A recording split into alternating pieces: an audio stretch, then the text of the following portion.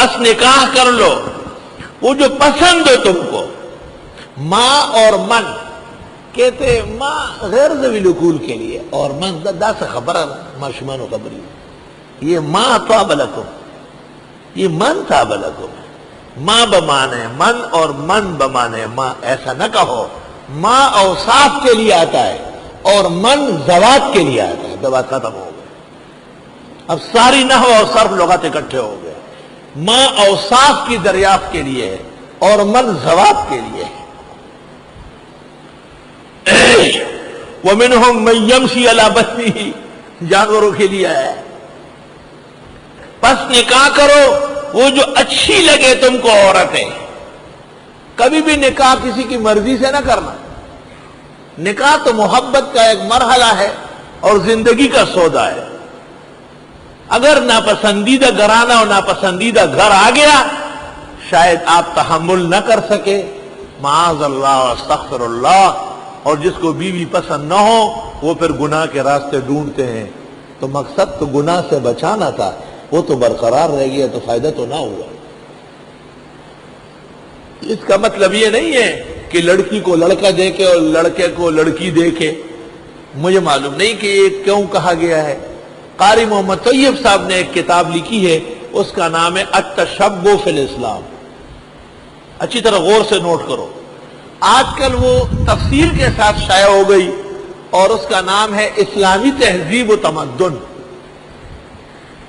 اس میں لکھا ہے کہ اتفاقیہ ہو سکتا ہے کہ لڑکا گزر رہا اور لڑکی نے دیکھ لیا کہ اچھا یہ ہے، اور لڑکی گزر رہی تھی اور لڑکے نے دیکھ لیا، لیکن دونوں ملانا ہے اکٹھے بٹھانا میں سمجھتا ہوں مناسب نہیں ہے اور اس سے پرہیز کرنا چاہیے. پس نکاح، کیونکہ نکاح سے پہلے تو وہ اجنبی ہے تو اجنبیوں کا ملاپ کیسے جائز ہے؟ اور اگر پسند نہیں آیا تو یہ خالص تعیش ہو گیا ہے جو ناجائز ہے.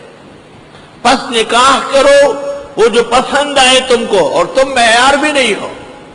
بہن پسند کرے، والدہ صاحبہ پسند کرے، اور اس زمانے میں تو اور ذرائع بھی ہے دیکھنے کے، مختلف ذرائع ہو سکتے ہیں.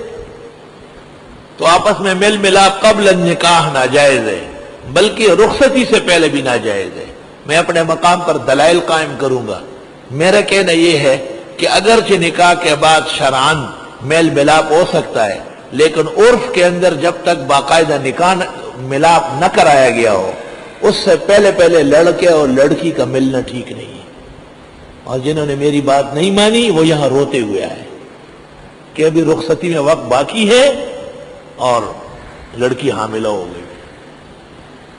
تو میں نے کہا انہی کو جا کے پکڑو جنہوں نے آپ کو میرے مقابلے میں اجازت دی تھی.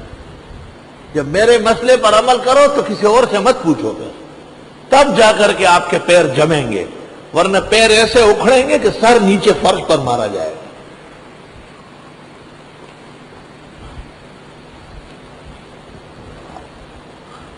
ہاں مشہور خبر ہے کابلی سے تو نکاح ہوگا پشاور علاقہ کے بیا مشران میں کال پس میں واده کوو خیر کابل چې شپه شوې هغه کور ته راغلی ورې ټکوی دی ولې ما وایي چې رومبۍ شپه ده که نه بیبي صاحب ته السلام علیکم وایي ته اوږده ستا لیلی داسې واده نه ده شوی او دی هم کر راغلی هغه ته هم ګناه نه وه نکاح خو شوي وه لیکن انہوں نے بھی اجازت نہیں دی کیونکہ رخصتی نہیں ہوئی تھی.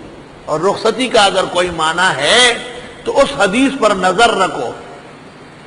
عائشہ بخاری میں کہتی ہے میرا نکاح تو اس وقت ہوا تھا لیکن رخصتی بدر کے قریب ہوئی ہے، اور ام المومنین فرماتی ہے اس سے پہلے ہم آپس میں ملے نہیں ہیں نہ ہم نے ملاقات کی صلی اللہ علیہ وسلم ورضی اللہ تعالی عنہا.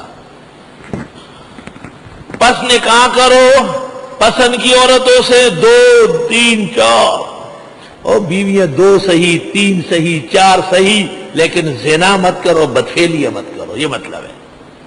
حضرت اقدس فقیہ الامہ حضرت مولانا مفتی محمود صاحب اعلی اللہ مقامہ تفسیر میں لکھتے ہیں کہ ابتدا 2 سے ہے تو نکاح میں اصل 2 ہے.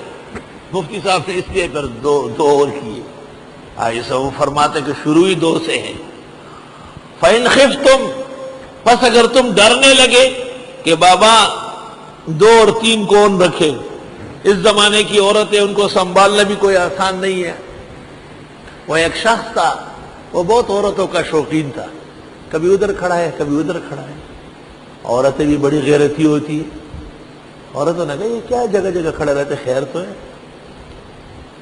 یار بس اس کو عورت ہے بہت پسند، جہاں عورت گزرتی ہے یہ وہاں کھڑے ہو کر کے اپنے آپ کو کورچتا ہے۔ عورتوں نے آپس میں اتفاق کیا کہ اس کی اصلاح کرنی ہے، کون کون تیار ہے؟ 10-15 مستنڈی عورتوں نے کہا ہم سب تیار ہیں۔ اس کو اشارہ کیا کہ اس طرف آ جائے، وہ بڑا جلدی جلدی چلا گیا۔ تو یہ جو اناج صاف کرتے ہیں نا، اس کو غاخی کہتے ہیں، پشتو میں 3 دانت ہوتے ہیں۔ زنانہ وہ غاخی رواغشی اور آبان دیتے زرے زرے کو پوالو نوزنی میں نالا میں کشران جو درس کرا گئی خپاو گیا آئی سو عبدالوہاب شبنم مرتوی فقیر حسین او کوٹے تخیجا او دا لڈیر جی نے کئی مستی دی غاخی بدی کی پاوا چٹا کئی بدی کی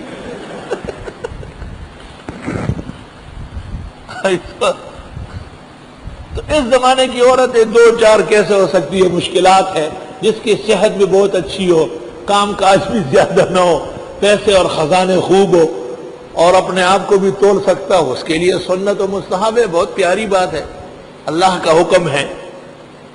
اس کو کہتے ہیں مسئلہ تعدد ازدواج، ایک سے زیادہ عورتیں رکھنا نکاح میں۔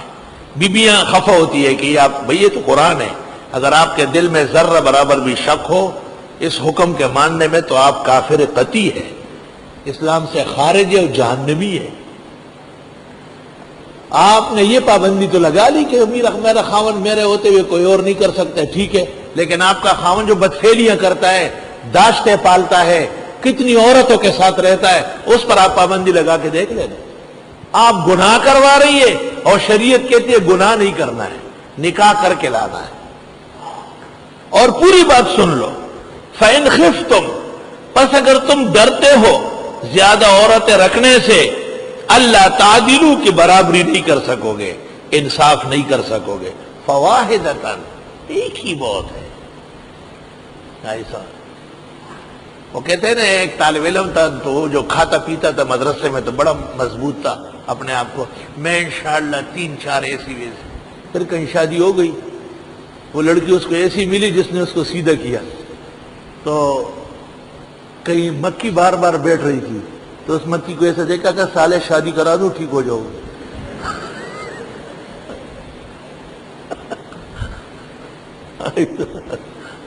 اور اس زمانے کی لکھی پڑی عورت ہے، ان کے حقوق آداب، ان کا چہل پہل، اوہ اللہ تعالیٰ خیر فرمائے، یہ پتہ نہیں چلتا کہ یہ دولہا ہے یا اس دلہن کا نوکر چاکر ہے، یہ پتہ نہیں چلتا، اور زیادہ بات نہیں کرتا، بیویاں بیٹھی ہوئی ہے، غفا نہ ہو جائے، اور اتنا بتانا ہے جتنا ضروری ہے، پھر دیکھا جائے گا کسی ایسے موقع پہ جہاں روٹنے کا دن نہ ہو، وہ بتا دیں گے پھر پورا۔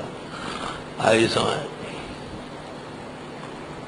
پس نکاح کر لو ایسی عورتوں سے جو تمہیں پسند ہو، تو پہلے تو ایمان ہونا چاہیے، پھر اعمال ہونا چاہیے، پھر خاندان ہونا چاہیے، پھر دنیا کا ساز و سامان بھی مناسب ہو تو ٹھیک ہے۔ 2-2 3-3 4 یعنی 4۔ بخاری شریف میں امام بخاری نے کتاب النکاح میں نقل کیا ہے کہ عرب اس طرح کہتے ہیں اور مراد ایک عدد ہوتا ہے، یعنی 2، اس طرح کہتے ہیں مراد صرف 3 ہے، 3 کا 9 نہیں، اور 4 بس 4 تک ہے، اس سے آگے اضافہ نہیں ہے۔ بخاری کتاب النکاح۔ او ما ملکت ایمانکم، یا وہ جو کنیزیں ہیں تمہاری،